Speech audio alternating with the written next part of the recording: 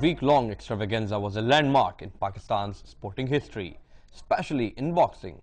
This was the greatest tournament ever to be staged in the country, with more than 20 nations taking part in the event. In all bouts that took place in 11 categories, Pakistan fielded 22 boxers in the event, but only one managed to win a gold medal. Mohib Bacha was the only boxer from the country to take top honours. There was a galaxy of international stars at the event, with world welterweight champion Amir Khan.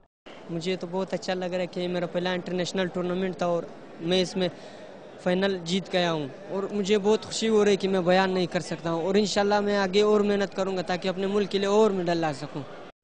And the 1988 bronze medalist Hussain Shah stealing the limelight.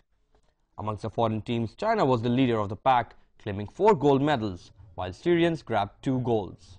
Cameroon's Mohamed Umar, who converted to Islam during the tournament, thrashed his opponent Ahmed Jassam in a one-sided final. No, I'm feeling good. I'm training hard to be the best. Now I'm very happy to my fight. For Pakistan, the event was only a partial success though, with 22 boxers garnering a total of 1 gold, 3 silver and 8 bronze medals. After the attack on Sri Lankan cricket team, this is the first time that any international team has visited Pakistan.